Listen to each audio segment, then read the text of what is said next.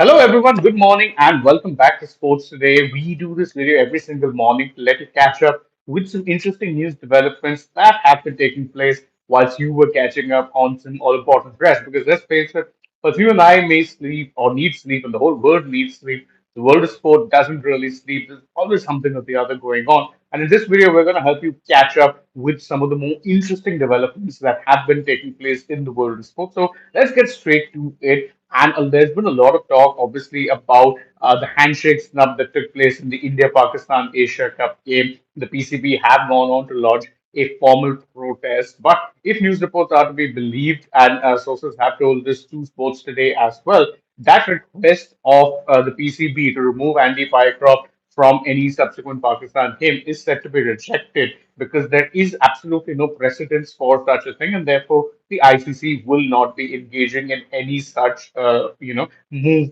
in order to placate the PCB. So it's worth keeping a note on this development because remember, Wednesday is when Pakistan's next game is supposed to be played against the UAE, and they have said that if they don't get their wish, then they will be boycotting that particular match. So really worth keeping an eye on how that match plays out. But there is also another interesting development really that's come about, and it is that the handshake snub is partly down to the ACC themselves. Now, that'll be doubly embarrassing because the ACC, as you remember, is in fact headed by the PCB chairman and an interior minister of Pakistan in Mohsin Naqvi. According to a report in the Times of India, it has been said, there's a source who said that, the ICC has nothing to do with the match referee's appointments or truth be told, really anything which happens in the match.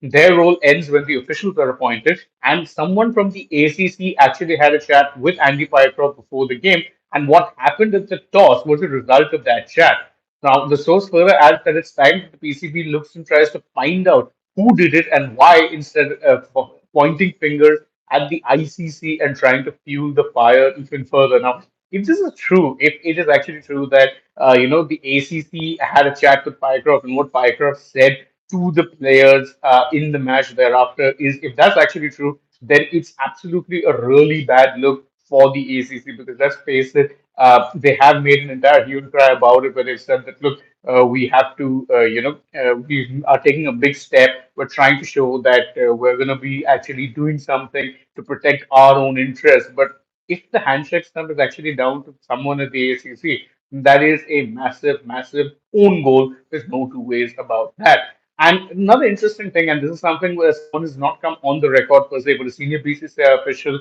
has told news agency PTI that there's no way that any sanctions can actually be put on the team for something like this because shaking hands with the opponent at the end of a cricket match, it's a goodwill gesture. It's not something you have to do. It's not within the rules. And the source further said that, look, why would you want to be shaking hands with a country that you've had the kind of bad relations with in terms of, with the kind of political relations that you've had with Pakistan? You really need to be shaking hands with them. Not necessarily very true by any stretch. Moving on now, though, from this particular topic, because let's face it, there's a lot to cover in the world of sport. Uh, for fans of Shreyas Iyer and those who have been clamoring for his return to the Indian team setup in formats beyond the ODIs, where he's pretty much a first choice, well, he'll get a chance to revive his red ball credentials because he will be leading an India A team against the Australia A team in the first of two 4-day test matches. And remember, it will be beginning today, that is on Tuesday. The two matches will be taking place at Lucknow. Iyer will be captaining. So, of course, if he ends up having a good showing there, it does put him very much in the fray for a test recall. Because if you remember, even in the test series against England, whilst India did actually perform rather well, there were question marks over the batting order, particularly the number three role, where you didn't really seem to find much of a permanent solution at all. And another interesting thing, and then we'll move on to sports beyond cricket. And this is one's really funny in hindsight. Shahid Afridi has slammed his own son-in-law for a lack of impact in the India versus Pakistan match. You heard that right. Shahid Afridi has gone against Shaheen Afridi, who remembers married to his daughter, and said that Shaheen scored some runs which helped our team to go past the 100-run mark. But I don't want runs from Shaheen. I want bowling from Shaheen. I don't want runs from Sain Ayub. I want bowling. I want runs from. I don't want bowling. I want runs. And Shaheen should understand that his role is to swing the new ball and he should know how to take wickets by moving the ball forward. he should focus on his game plan. Yikes. Imagine taking a badgering from your own father-in-law on live television. Not a very good look either which way. Anyhow, moving on to sports beyond the world of cricket, football fans rejoice. Today is the day that the new season of the UEFA Champions League gets underway, and there's a lot of good matches to look forward to, of course. You've got Arsenal versus Athletic Bilbao that's going to be taking place, Juventus versus Dortmund, if your taste veer more towards the continental side of things. If you're a Real Madrid fan, you're in luck. Your team is in action against Olympic Marseille. So plenty of good matches to keep an eye on. And of course, remember the format which they've adopted is the new format that, of course, came into effect only last season. So starting early and starting with wins, starting with a good momentum early on, very, very important. So it'll be interesting to see how these teams go. Of course, there are lots of other matches which will be taking place at the same time. So keep an eye out, of course, on Sports Day for all of those latest developments. And if you're an Indian football fan, Mohan Bagan Supergiant, or Mohan Bagan as I prefer calling them, are also set to begin their AFC Champions League 2 campaign on Tuesday. They will be taking on Turkmenistan's Ahal FK. And the match is, of course, a home match for Mohan Bagan. So there is hope that, they can get a good result here. The group stages are such that you will be playing round robin. So fingers crossed they're actually able to get a good result. Again, you can keep tracking us and we'll keep you up with the latest developments in that particular match as well. One other interesting development and one is a match that I didn't talk about, which could take place in the Tottenham versus Villarreal game. What is that development? Well, it turns out that Villarreal could be set to field Thomas Partey in the match against Tottenham. Now, that in itself is a pretty interesting prospect when you think about it, due to the simple fact that Partey is a former Arsenal player, and so of course was always going to be guaranteed a major, major reception come this particular match. He's definitely not going to be in for a friendly reception. But the other more interesting thing is that he is set to actually be in London to answer charges of sexual assault and rape. That is the charge that is on him.